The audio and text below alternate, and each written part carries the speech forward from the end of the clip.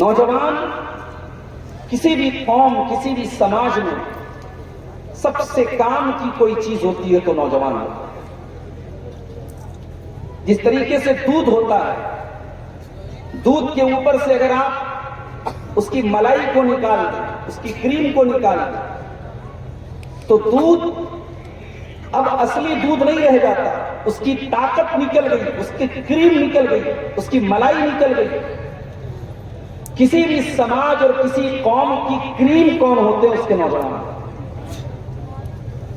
کسی قوم کو تباہ اور برباد کرنے کے لیے آج کے دور میں اسے ٹینکوں اور میزائلوں سے تباہ کرنے کی ضرورت نہیں ہے۔ کسی قوم کو تباہ کرنا ہے، اس قوم کے نوجوانوں کو تباہ کرنا ہے۔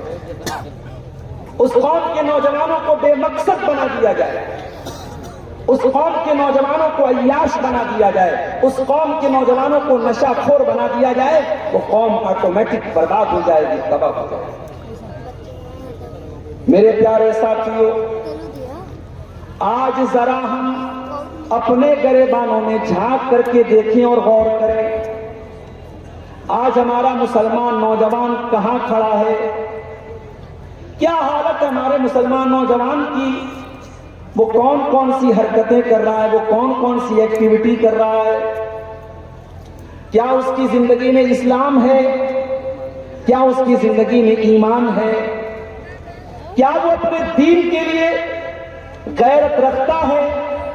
کیا اپنی قوم کے لیے اس کے اندر کچھ کرنے کا جذبہ ہے؟ بہت افسوس کے ساتھ کہنا پڑتا ہے میرے ساتھ، آج ہمارا نوجوان اپنے مقصد کو بھول چکا ہے، اسے معلوم ہی نہیں کہ اس کی زندگی کا مقصد کیا ہے، وہ کیوں اس دنیا میں آیا ہے۔ کتنے نوجوان ہمارے ایسے ہیں جن کی زندگی میں ایک ہی مقصد ہے، کھانا ہے، کمانا ہے، انجوائے کرنا ہے۔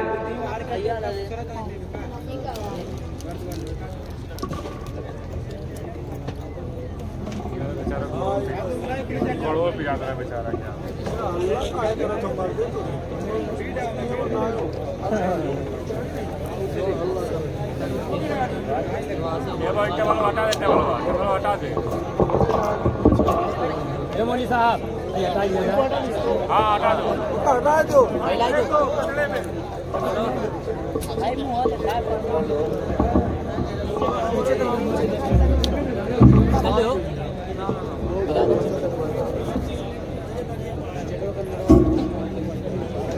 ابھی دیکھیے،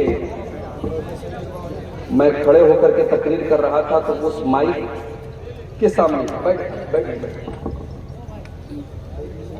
جب تک میں کھڑے ہو کر کے تقریر کر رہا تھا اس مائک کے سامنے میں کھڑا تھا، مائک بہت اہم تھا میرے۔ اب جب میں بیٹھ گیا اور میں اس مائک کے سامنے آ گیا تو آواز آئی کہ صاحب اس کو ہٹا دیں۔ دنیا کا دستور یہی ہے میرے ساتھ، انسان جب تک اپنا کام نہ کرے، اپنے مشن پر نہ لگا ہو، اپنے ادیش کو پورا نہ کرے، اپنے مقصد کو پورا نہ کرے، وہ یوز لیس ہے، بیکار ہے۔ میرے ہاتھ میں کلائی گھڑی لگی ہے، اگر اس گھڑی کی سوئی اپنا وقت نہ بتائے اور میں شو کے لیے اس کو اپنی کلائی میں لگا لوں اور کوئی دیکھے کہ مولانا صاحب بج تو رہے ہیں رات کے 11 اور آپ کی گھڑی بجا رہی ہے 9، گھڑی بند ہے، آپ نے کیوں لگائی ہے کلائی؟ یہ دنیا کا دستور ہے کہ کسی بھی چیز کی قیمت، اس کی ویلو تب تک مانی جاتی ہے جب تک وہ چیز اپنے مقصد کو میرے پیارے نوجوان ساتھیوں، ہماری زندگی کا مقصد کیا ہے؟ معاف کرنا، پیسہ کمانا، بلڈنگیں بنا لینا، اچھی نوکری حاصل کر لینا، بال بچوں کو اعلیٰ زندگی دے دینا، یہ ہماری زندگی کا مقصد نہیں ہے۔ یہ بھی زندگی کا ایک حصہ ہے، یہ بھی ہمارے جیون کا ایک حصہ ہے۔ پیسہ کماؤ کوئی بری بات نہیں، بزنس کرو بہت اچھی بات ہے، اچھے مکان میں زندگی گزارو بہت اچھی بات ہے، مگر یہ ہماری زندگی کا مقصد نہیں ہے۔ مقصد کیا ہے؟ قرآن کا 27واں پارہ اٹھاؤ، اللہ فرماتا ہے وَمَا خَلَقْتُ الْجِنَّ وَالْإِنسَ إِلَّا لِيَعْبُدُونَ، اے میرے بندو ہم نے تم کو پیدا کیا اپنی عبادت کے لیے۔ تم پیدا کیے گئے ہو اللہ کی عبادت کے لیے، تمہاری زندگی کا مقصد اللہ کی عبادت کرنا ہے، اللہ کو راضی کرنا ہے، ایسی زندگی گزار کے جانا ہے کہ اللہ تم سے راضی ہو جائے، اللہ تم سے خوش ہو جائے۔ قل ان صلاتی ونسکی ومحیای ومماتی للہ رب العالمین، اے نبی آپ فرما دیجئے میری نماز اللہ تعالیٰ کے لیے، میری قربانی اللہ تعالیٰ کے لیے، میرا جینا اللہ تعالیٰ کے لیے، میرا مرنا اللہ تعالیٰ کے لیے۔ ہماری زندگی کا مقصد اللہ کو راضی کرنا ہے۔ یہ مقصد جب تک ہم پورا نہیں کریں گے ہم بھی دنیا کے لیے یوز لیس ہو جائیں گے، اور آج ہم یوز لیس ہو چکے ہیں میرے پیارے۔ ہمارا نوجوان اپنی زندگی کے مقصد کو بھلا کر کے بیٹھا ہے، اس کی زندگی میں کہیں اللہ کی توحید نہیں ہے، اس کی زندگی میں کہیں اللہ کی عبادت نہیں ہے۔ کتنے نوجوان ایسے ہیں پانچوں ٹائم کی نماز تو بڑی دور کی بات ہے، ہفتے میں ایک جمعہ کی نماز ہوتی ہے، بڑے گئے گزرے لوگ ہوتے ہیں، پانچوں ٹائم کی نماز جو پابندی سے نہیں پڑھتے وہ بھی کوشش کرتے ہیں چلو بھئی ہم جمعہ کی نماز میں حاضر ہو۔ کتنے مسلمان آپ کو ایسے ملیں گے ان کو جمعہ کے دن بھی مسجد میں آنے کی توفیق نہیں، رمضان کے 30 روزے رکھنے کی توفیق بھی نہیں ملتی، 24 گھنٹے گزر جاتے ہیں ایک بار اس کی زبان پر اللہ کا نام نہیں۔ کتنا بڑا نمک حرام ہے وہ، کتنا بڑا بے غیرت ہے وہ، اس کی سانسیں چلانے والا اللہ، اس کو آکسیجن دینے والا اللہ، اس کو کھلانے والا اللہ، اس کو زمین پر چلانے والا اللہ، اس کے دل کی ایک دھڑکن کا مالک اللہ، اور وہ انسان ایک بار بھی اپنے مالک کو، اپنے خالق کو، اپنے رب کو میرے بھائی میں جاتے ہیں۔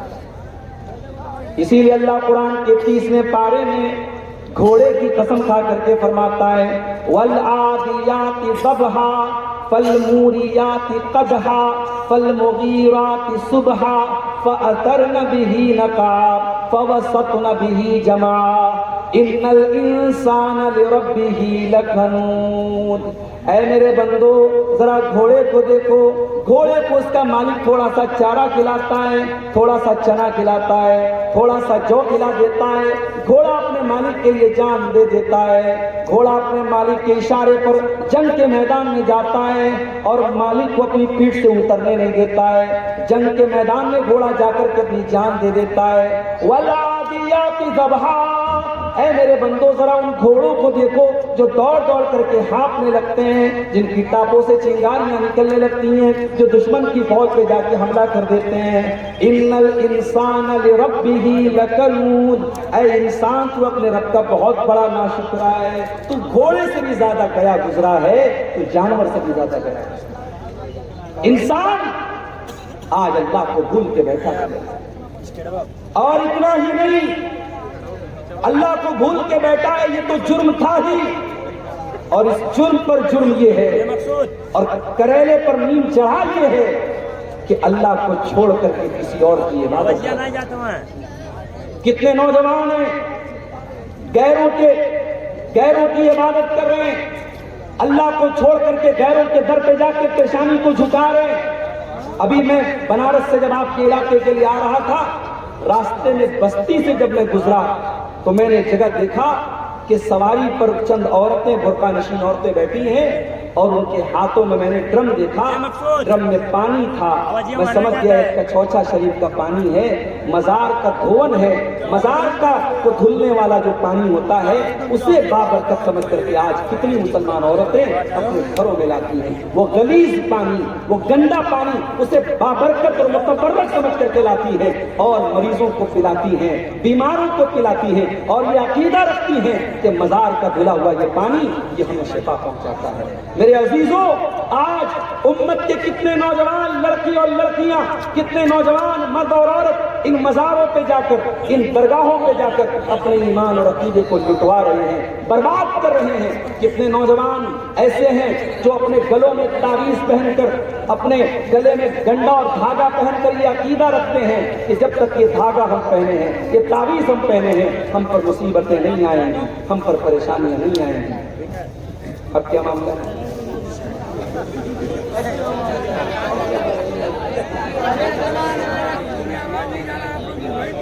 تو ایسا کریں تو پھر کھڑے ہو کے کر دے بھائی۔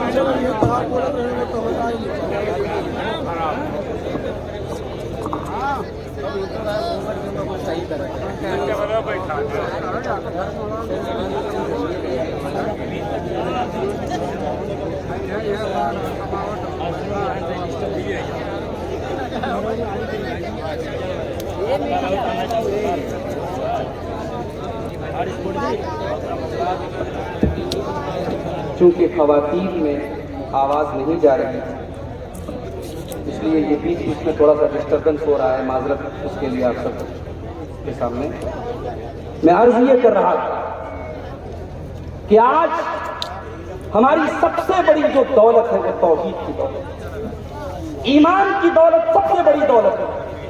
اور آج ہمارے کتنے مسلمان نوجوان لڑکے اور لڑکیاں اس ایمان کی دولت کو بھی بڑی آسانی سے برباد کر دیتے ہیں، لٹوا دیتے ہیں۔ کوئی مزاروں پر جا کر کے سجدے کر رہا ہے، کوئی پیروں کے آگے جا کر کے جھک رہا ہے، کوئی غیر مسلم باباؤں کے آگے، گروؤں کے آگے جا کر کے عقیدت سے سر جھکا رہا ہے۔ کتنی مسلمان لڑکیاں ہیں جو پیار اور محبت کے نام پر کسی غیر مسلم کے ساتھ فرار ہو جاتی ہیں اور اپنے ایمان کا سودا کر لیتی ہیں، اپنے ایمان کو چھوڑ دیتی ہیں۔ میری پیاری ماں بہنوں، میرے پیارے بھائیوں، ایمان سے بڑی کوئی دولت نہیں ہے، اس دولت کی حفاظت کرو۔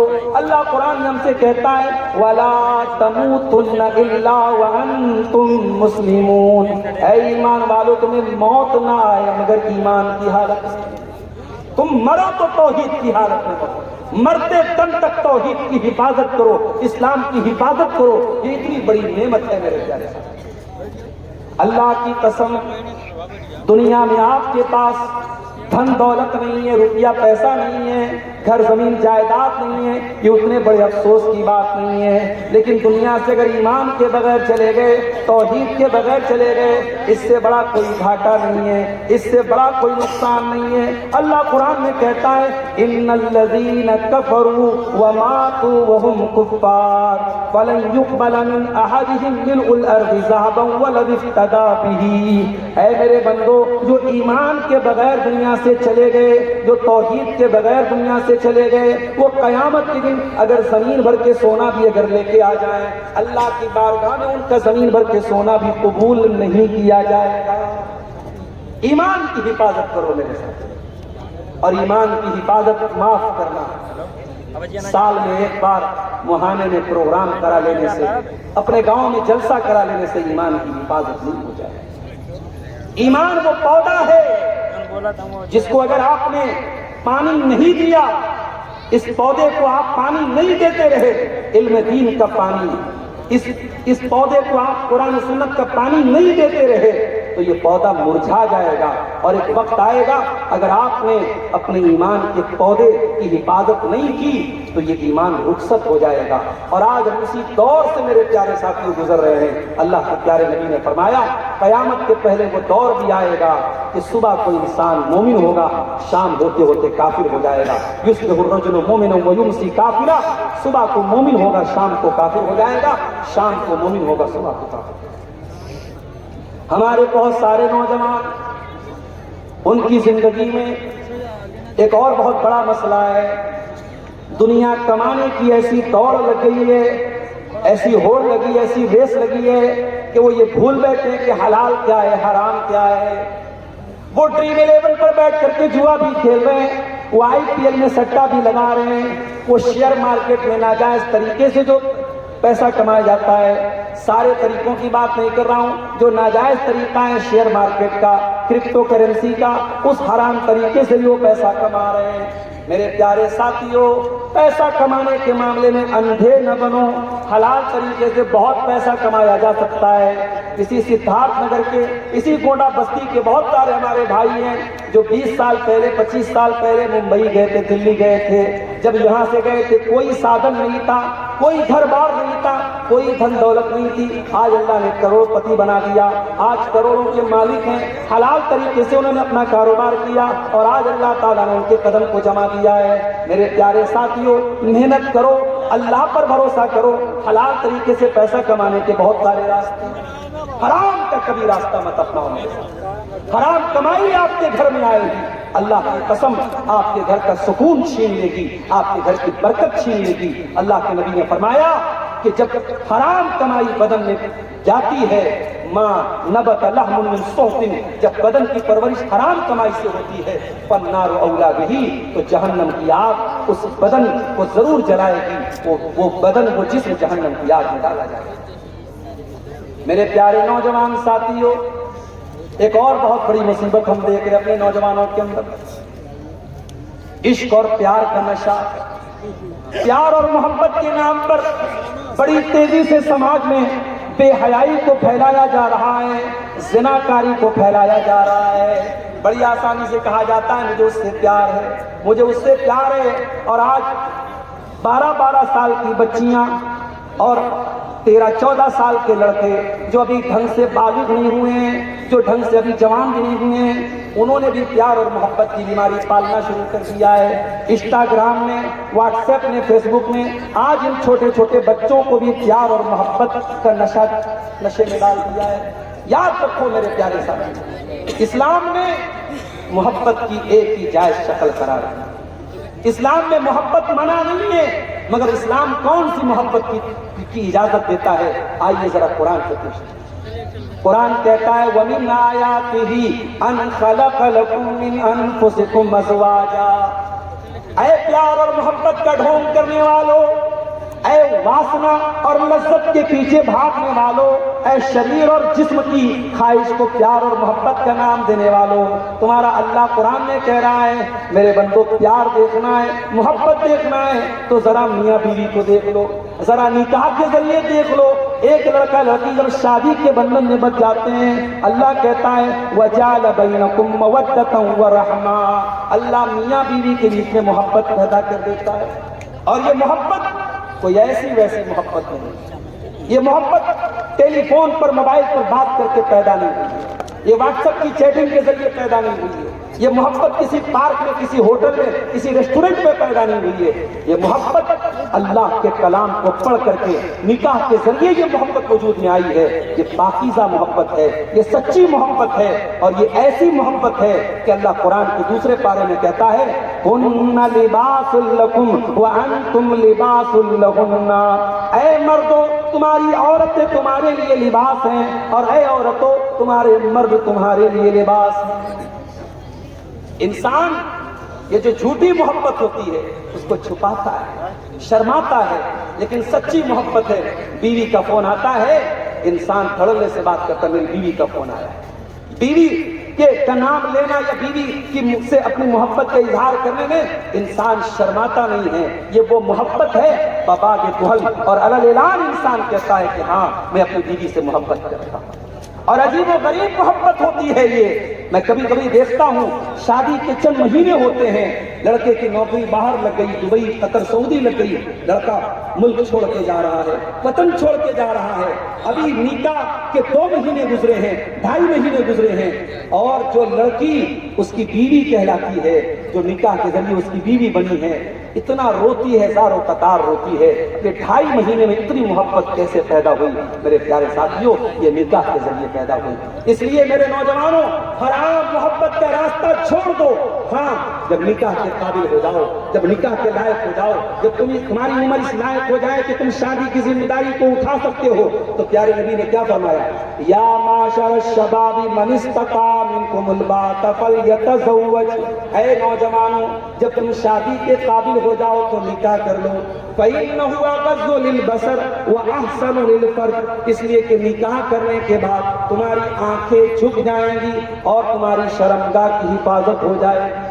نکاح کر کے بیوی لاؤ گے، وہ بیوی تمہاری آنکھوں کی حفاظت کا بھی ذریعہ بنے گی اور تمہاری شرمگاہ کی حفاظت کا بھی ذریعہ بنے گی، اس لیے نکاح کو آسان کرو۔ ابھی ایک بھائی بارات پہ نظر پڑھ رہے تھے اور ہمارے ناظم اجلاس شیخ افضل احسان صاحب بڑی تعریفیں کر رہے تھے۔ معاف کیجئے گا، یہی سدھارتھ نگر کا علاقہ ہے، یہی آپ کا علاقہ ہے جہاں بارات اور جہیز پر ہم تقریریں سنتے ہیں، ہم نظمیں سنتے ہیں، واہ واہ کرتے ہیں، مگر اسی علاقے میں جب شادیاں ہوتی ہیں آپ گنتی پر ذرا انگلی پر گن کر کے بتائیے کتنی شادیاں ایسی ہیں جن میں بارات نہیں ہوتی، کتنی شادیاں ایسی ہیں جن میں جہیز کی ڈیمانڈ نہیں ہوتی۔ آج مڈل کلاس کا جینا حرام کر کے رکھا ہے اس بارات کی رسم نے، اس جہیز کی رسم نے، ان تمام رسم و رواج کے بخیڑوں نے آج غریب گھروں کی بیٹیوں کے لیے، ان کے باپ کے لیے جینا حرام کر کے رکھا ہے۔ اللہ کے واسطے میرے عزیزوں، اللہ کے واسطے میرے بھائیوں، اپنے نکاح کو آسان کرو۔ اور یہ بات میں نوجوانوں سے نہیں کہہ رہا ہوں، نوجوانوں کے جو گارجین ہیں، جو باپ ہیں، جو مائیں ہیں، ان سے کہنا چاہتا ہوں کہ یہ تقریریں، یہ جلسے اگر واقعی میں ان کو کامیاب کرنا چاہتی ہو، اگر چاہتی ہو کہ ہاں ان تقریروں پر عمل ہو، سماج میں اصلاح پیدا ہو، سماج سے گندگی دور ہو، تو ان رسم و رواج کی بیڑیوں کو ترک کر دو، رسم و رواج کو چھوڑ دو، نکاح کو آسان بناؤ۔ میرے پیارے ساتھیوں، نبی کے دور میں نکاح ہوتا تھا، نہ کوئی بارات تھی، نہ کوئی ہلدی تھی، نہ کوئی منگنی تھی، نہ کوئی جہیز کا چکر تھا، نہ کوئی شادی کے بعد لین دین کا معاملہ تھا۔ بڑے سمپل طریقے سے صحابہ رشتہ دیکھتے تھے، خوبصورتی اور خاندان یہ سب بعد میں دیکھتے تھے، لڑکا یا لڑکی دیندار ہے ڈن کر دیتے تھے، رشتہ پکا کر لیتے تھے اور بہت ہی سمپل طریقے سے شادی کر لیتے تھے۔ میرے ساتھیوں، اگر صحابہ کے دور میں جب زنا بہت مشکل تھا اور لوگوں کے دل دماغ بھی صاف ستھرے تھے، اس دور میں اگر اتنے سمپل طریقے سے شادیاں ہو جاتی تھی تو آج کا دور تو صحابہ کا دور نہیں ہے، آج کا دور تو تابعین کا دور نہیں ہے، آج تو گندگی کا دور ہے، زناکاری کا دور ہے، بدکاری کا دور ہے، زنا کے اڈے چاروں طرف کھلے ہوئے ہیں۔ آپ کے لڑکے لڑکیوں کو گمراہ کرنے کے لیے سوشل میڈیا موجود ہے، انٹرنیٹ موجود ہے۔ ایسے دور میں اگر ہم نے اپنے شادی بیاہ کو آسان نہیں کیا تو میرے ساتھیوں ہمیں پچھتانا پڑے گا۔ اللہ کے پیارے نبی فرماتے ہیں اذا خطب الیکم ممن ترضون دینہ وخلقہ فزوجوہ، جب تمہاری لڑکی کے لیے ایسا رشتہ آ جائے، لڑکا اچھے اخلاق والا ہے، لڑکا دیندار ہے، فزوجوہ، تو تم اپنی لڑکی کی شادی اس سے کر دو۔ الا تفعلوا، اگر تم ایسا نہیں کرو گے، تکن فتنۃ فی الارض وفساد عریض، تو زمین کے اندر فتنہ اور فساد پھیل جائے گا، اور وہ فساد آج پھیل چکا ہے میرے ساتھ۔ نوجوانوں، ایک اور تباہی کے راستے پر میں آپ کو دیکھ رہا ہوں، نشہ کا راستہ، شراب کا راستہ، ڈرگس کا راستہ، سگریٹ کا راستہ، تمباکو کا راستہ، یہ وہ راستہ ہے جو آپ کے بدن کو کھوکھلا کر رہا ہے۔ سدھارتھ نگر کے بہت سارے ہمارے بھائی ممبئی میں رہتے ہیں، ممبئی کے جو بھائی رہتے ہیں ذرا ان سے پوچھو، آج ممبرا جیسا علاقہ، آج ممبرا جیسا علاقہ، آج مالونی جیسا علاقہ، بڑی تعداد میں مسلمان آباد ہیں، اور سب ہمارے یو پی کے لوگ، زیادہ تر یو پی کے لوگ ہیں، گونڈا، بستی، بلرام پور اور آپ کے سدھارتھ نگر کے لوگ ہیں، اور وہ پورا بیلٹ آج نشے کی لعنت میں گرفتار ہے۔ میں مالونی سے گزرا تھا، ایک بھائی مجھے بائک پر بٹھا کے لے کے جا رہا تھا، وہ وہاں کا رہنے والا تھا، اس نے کہا تھا مولانا یہ پورا علاقہ مسلمانوں کی اکثریت کا علاقہ ہے، مسلم میجورٹی کا علاقہ ہے، مگر یہ علاقہ پہچانا جاتا ہے نشے سے، پہچانا جاتا ہے ڈرگس کے ذریعے۔ اتنے خطرناک قسم کے ڈرگس یہاں کے نوجوان استعمال کرتے ہیں جو ان کے بدن کو تباہ و برباد کرتے ہیں۔ میرے نوجوانوں، یہ زندگی ہماری اپنی نہیں ہے، یہ اللہ کی دی ہوئی زندگی ہے، اس زندگی کو برباد کرنے کی ہمیں کوئی اجازت نہیں ہے۔ اس زندگی کو برباد مت کرو میرے ساتھ۔ اللہ قرآن میں کہتا ہے وَلَا تَقْتُلُوا أَنفُسَكُمْ إِنَّ اللَّهَ كَانَ بِكُمْ رَحِيمًا، اے میرے بندو اپنی جان پر ظلم نہ کرو، اپنے آپ کو قتل نہ کرو۔ اللہ قرآن میں کہتا ہے وَلَا تُلْقُوا بِأَيْدِيكُمْ إِلَى التَّهْلُكَةِ، اپنے آپ کو ہلاکت میں مت ڈالو۔ یہ شراب، اور آج تو حالات یہ ہو گئے کہ بعض علاقوں میں گیا تو باقاعدہ جلسے کے پروگرام میں لوگوں نے بتایا کہ نوجوان شراب پی کر کے جلسوں میں آ رہا ہے۔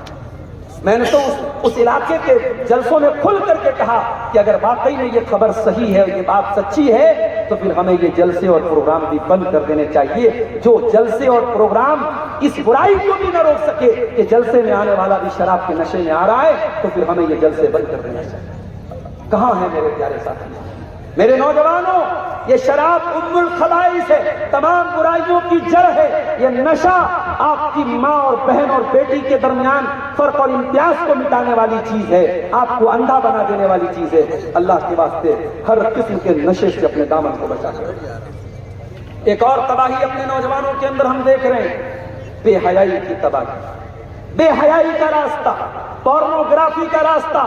آج انٹرنیٹ کہتا ہے کہ نوجوان بڑی تعداد میں، یہ انٹرنیٹ کے سروے کی رپورٹ ہے کہ نوجوان بڑی تعداد میں 8-9 سال کے بچوں سے لے کر کے 20-25 سال کے نوجوان بڑی تعداد میں انٹرنیٹ پر ننگی فلمیں دیکھ رہے ہیں، گندی فلمیں دیکھ رہے ہیں، اور آج سب کے ہاتھ میں اسمارٹ فون، سب کے ہاتھ میں انٹرنیٹ ہے۔ آج اس گندگی نے بھی میرے بھائیوں ہمارے اور آپ کے گھروں کو ناپاک کر دیا ہے، ہمارے اور آپ کے گھروں کا ماحول ناپاک کر دیا، ہمارے بچوں سے ان کا بچپن چھین لیا، ہماری لڑکیوں سے ان کی شرم و حیا کو چھین لیا۔ یاد رکھو میرے ساتھیوں، زناکاری اور بدکاری یہیں سے شروع ہوتی ہے جب انسان اپنی آنکھوں کی حفاظت نہ کرے۔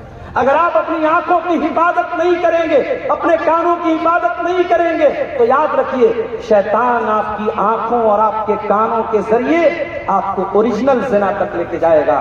اللہ کے نبی فرماتے ہیں العینان زناہما النظر، آنکھوں کا زنا گندی چیزوں کو دیکھنا ہے، والاذنان زناہما الاستماع، کانوں کا زنا گندی چیزوں کو سننا ہے، واللسان زناہ الکلام، زبان کا زنا گندی باتوں کو منہ سے نکالنا ہے، والید زناہ البط، اور ہاتھوں کا زنا گندی چیزوں کو ٹچ کرنا ہے، والرجل زناہ الخطا، اور پیروں کا زنا گندی چیزوں پر چل کے جانا ہے۔ اور جب انسان اپنی آنکھوں پر، اپنے کانوں پر، اپنے ہاتھوں پر، اپنے پیروں پر کنٹرول نہیں کرتا ہے، اللہ کے نبی فرماتے ہیں والقلب یحبا ویتمنا، دل کے اندر گندی چیزوں کی آرزو پلتی ہے، گندے ارادے پنپتے ہیں، اور اس کے بعد انسان کی شرمگاہ یا تو اس پر عمل کر لیتی ہے یا بچ جاتی ہے۔ انسان یا تو زنا کر ڈالتا ہے یا بچ جاتا ہے۔ اس لیے میرے ساتھیوں، اگر سماج کو زنا سے بچانا ہے، آنکھوں کی حفاظت کرو، آنکھوں کی حفاظت کرو، کانوں کی حفاظت کرو،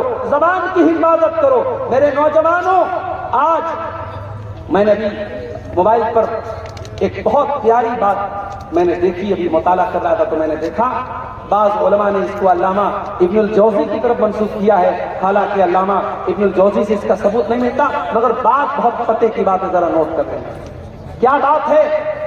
لکھتے ہیں ان مشقت الطاعت تذهب ويبقى ثوابها، جب آپ کوئی نیکی کا کام کرتے ہیں تو نیکی کے کام کے اندر جو محنت لگتی ہے، جو مشقت لگتی ہے، وہ مشقت ختم ہو جاتی ہے لیکن ثواب باقی رہتا ہے۔ آپ نے رمضان میں تراویح کی نماز پڑھی ہوگی، آپ نے تاک راتوں میں جاگ کر کے عبادت کی ہوگی، محنت لگی ہوگی، مشقت لگی ہوگی، محنت ختم، مشقت ختم، لیکن ثواب آپ کا لکھ دیا گیا، ثواب آپ کو ملتا رہے گا۔ وَإِنَّ لَذَّةَ الْمَعْصِيَةِ تَذْهَبُ وَيَبْقَى عَذَابُهَا، اور گناہ کی لذت ختم ہو جاتی ہے لیکن گناہ کا عذاب باقی رہتا ہے۔ یاد رکھو میرے ساتھیوں، گناہ کی چند منٹ کی لذت، آج چند منٹ کی لذت کے لیے اپنی آخرت کو برباد نہ کریں میرے ساتھیوں۔ گناہ کی لذت ختم ہو جائے گی، گناہ کی لذت مٹ جائے گی، مگر گناہ کا عذاب باقی رہے گا۔ اس لیے گناہوں سے اپنے دامن کو بچاؤ میرے ساتھ۔ دنیا میں جہاں پر بھی اللہ کا عذاب آتا ہے، مصیبتیں آتی ہیں، پریشانیاں آتی ہیں، ہمارے گناہوں کے نتیجے میں آتی ہیں۔ اور آج اگر ہم اپنے نوجوانوں پر غور کریں اور نوجوان اپنا جائزہ لیں تو آج تنہائی میں کیے جانے والے گناہ کثرت سے کیے جا رہے ہیں۔ اللہ کے پیارے نبی فرماتے ہیں،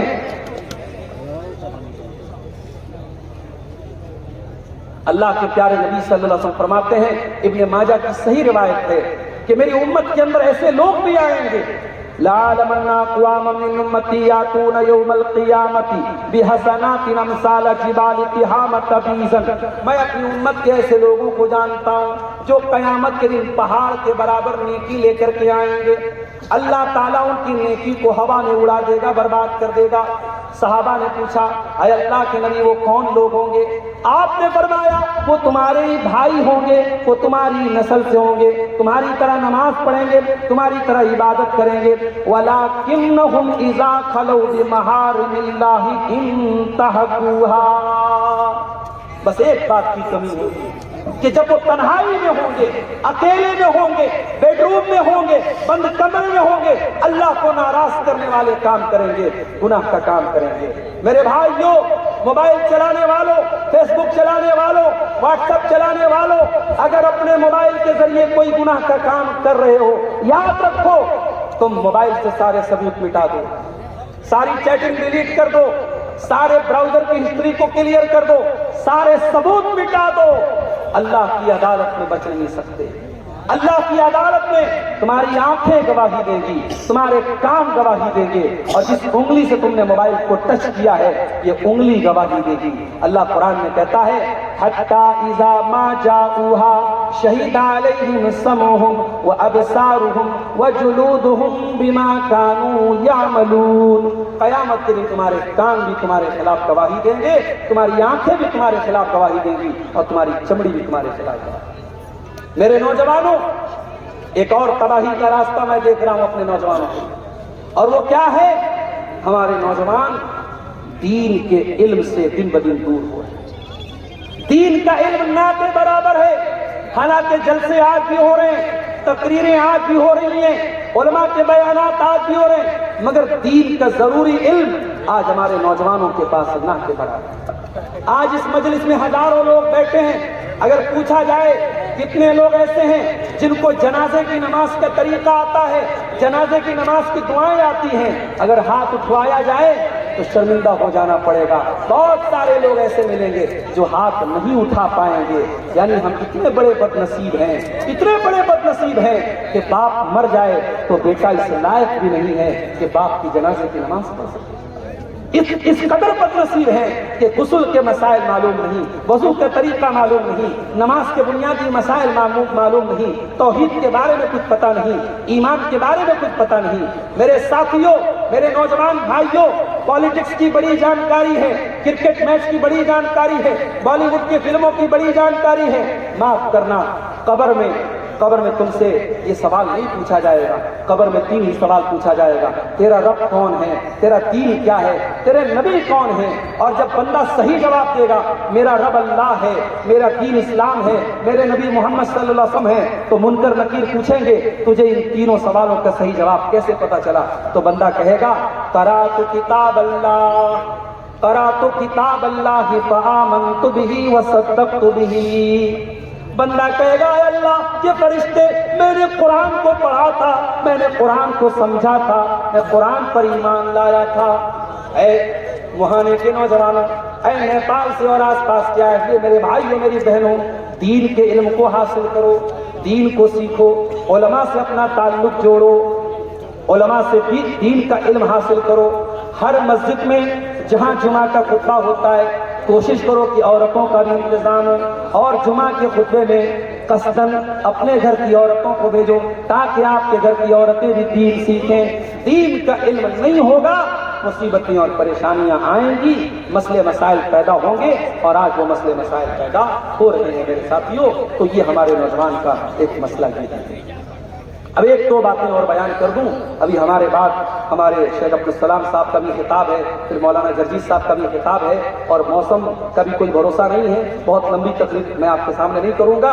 نوجوانوں کی تباہی کی میں بات کر رہا ہوں، نوجوانوں کی تباہی کا ایک اور ہم راستہ دیکھ رہے ہیں۔ ہمارے بہت سارے نوجوان وہ جم جاتے ہیں، اپنے باڈی کو بناتے ہیں، بہت اچھی بات ہے، جم جاؤ، طاقتور بنو، باڈی بلڈر بنو، اپنے شریر کو مضبوط بناؤ، مگر اس شریر کا، اس بدن کا کبھی ناجائز استعمال مت کرو۔ کبھی کسی پر ظلم کرنے کے لیے، کسی کو دبانے کے لیے، کسی پر اتیاچار کرنے کے لیے اس شریر کا، اس طاقت کا استعمال مت کرنا۔ اسلام ظالم کی مدد کرنے کا حکم، مظلوم کی مدد کرنے کا حکم دیتا ہے، اور ظالم کے خلاف کھڑے ہونے کا حکم دیتا ہے۔ میرے پیارے ساتھیوں، اللہ کے پیارے نبی نے فرمایا المومن القوی خیر واحب الی اللہ من المومن الضعیف، کہ جو بندہ مومن ہوتا ہے، جو طاقتور مومن ہوتا ہے، اللہ کو زیادہ پسند ہے، زیادہ محبوب ہے کمزور کے مقابلے میں۔ طاقتور بنو، بدن کے اعتبار سے بھی طاقتور بنو، طاقت کے اعتبار سے بھی طاقتور بنو، پیسے کے اعتبار سے بھی طاقتور بنو۔ آج آپ بارڈر کے قریب کے علاقے کے ہیں، نیپال کی بارڈر کے قریب کا علاقہ ہے، آپ میڈیا کی خبریں دیکھ رہے ہیں، کتنی خوبصورتی سے آپ کی مساجد، آپ کے مدارس کو نشانہ بنایا جا رہا ہے۔ بڑی خوبصورتی سے آپ کی مساجد اور مدارس کو نشانہ بنایا جا رہا ہے۔ میرے بھائیوں، یہ حالات سنکیت دے رہے ہیں، اشارہ دے رہے ہیں کہ یہ خاموش مزاجی تمہیں جینے نہیں دے گی، یہ خاموش مزاجی تمہیں جینے نہیں دے گی۔ اس دور میں جینا ہے تو قرآن مچا دو، اپنے وجود کا احساس دلاؤ، اپنے آپ کو اتنا کمزور نہ بناؤ کہ جو جی چاہے تمہاری عزت و ناموس کو گرا کر کے چلا جائے۔ میرے پیارے ساتھیوں، میں آپ کو اس ملک کے قانون کے دائرے میں رہ کر کے میں آپ کو یہ بات بتا رہا ہوں کہ آپ تعلیم میں بھی آگے بڑھیے، ٹیکنالوجی میں بھی آگے بڑھیے، بدن کی طاقت کے اعتبار سے بھی آگے بڑھیے۔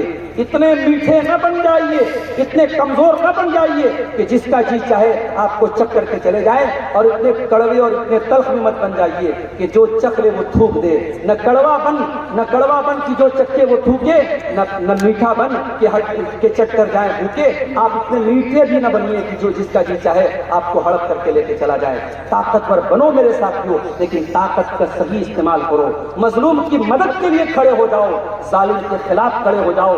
تو اس ملک میں جہاں کوئی ظلم کی آواز آئے، آپ اس ظلم کے خلاف کھڑے ہونے والے بنو میرے ساتھیوں۔ ایک آخری بات، یہ دنیا کی چاندنی، یہ دنیا کی دولت آج ہے کل نہیں ہے۔ دوسروں کی زمین ہڑپنے والوں، اپنی بہن بیٹی کا حصہ مارنے والوں، اپنے بھائی کی جائیداد پر ناجائز قبضہ کرنے والوں، کیا لے کے جاؤ گے اس دنیا سے؟ کیا لے کے جاؤ گے اس دنیا سے؟ ذرا نظر اٹھا کے دیکھ لینا اپنے سماج میں، جس نے بہن کا حق مارا تھا، جس نے بیٹی کا حق مارا تھا، جس نے پڑوسی کی جائیداد پر ناجائز قبضہ کیا تھا، کبھی اس کے جنازے میں جانے کا اتفاق میں، کبھی اس کی قبر کے پاس جانے کا اتفاق ہو تو ذرا دیکھو کیا لے کے گیا دنیا سے؟ نہ زمین لے کے گیا، نہ جائیداد لے کے گیا، نہ روپیہ لے کے گیا، نہ بینک بیلنس لے کے گیا۔ سب ٹھاٹ پڑا رہ جائے گا جب لاد چلے گا بنجارا۔ میرے بھائیوں، کبھی کبھی قبرستان بھی جایا کرو۔ میرے نوجوانوں، آپ سے کہتا ہوں، کبھی کبھی قبرستان جایا کرو اور جا کر کے دیکھا کرو، کل کے سیٹ جی، کل کے دھنا سیٹ، کل کے طاقتور، کل کے گنڈا بدماش آج منو مٹی کے نیچے دفن ہیں اور اللہ کو حساب دے رہے ہیں۔ آج کوئی پوچھنے والا نہیں ہے، کوئی پرسان حال نہیں ہے۔ ہم رات کو کبھی کبھی سدھارتھ نگر کے علاقے سے جب بنارس جاتے ہیں کار سے، راستے میں کہیں پر اندھیرا ہوتا ہے، اسٹریٹ لائٹ نہیں لگی رہتی ہے، تو میرے بھائیوں یہ احساس بھی کبھی کبھی ہوتا ہے اور ہونا چاہیے کہ آج راستہ سنسان ہوتا ہے تو ڈرائیور کو بھی ڈر لگنے لگتا ہے، گاڑی پر بیٹھے ہوئے انسان کو بھی ڈر لگنے لگتا ہے کہ اتنے سنسان راستے میں دور دور تک کوئی انسان نظر نہیں آ رہا ہے۔ کوئی مصیبت آ گئی تو کیا ہوگا، کوئی جانور آ گیا تو کیا ہوگا؟ ذرا سوچو میرے ساتھیوں، قبر کی تاریکی میں ہم ہوں گے، اکیلے ہوں گے، نہ باپ ہمارا ساتھ دے گا، نہ بیٹا ہمارا ساتھ دے گا، نہ بھائی ہمارا ساتھ دے گا۔ اس قبر کی تاریکی میں ہماری توحید ہمارے کام آئے گی، ہمارا ایمان ہمارے کام آئے گا، ہمارا عمل ہمارے کام آئے گا۔ میرے ساتھیوں، کچھ ایسا کر کے جاؤ دنیا سے کہ آپ کو قبر میں رونا نہ پڑے اور آخرت میں رونا نہ پڑے۔ قرآن کہتا ہے بل تؤثرون الحیات الدنیا والآخرۃ خیر وابقیٰ۔ میرے بندو، تم دنیا کو سب کچھ سمجھتے ہو، دنیا کے لیے جیتے ہو، دنیا کے لیے مرتے ہو، دنیا پر جان دینے کے لیے تیار ہو۔ میرے بندو، یہ دنیا تو فانی ہے، یہ دنیا تو ختم ہو جائے گی۔ یہ 60 سال کی دنیا، یہ 70 سال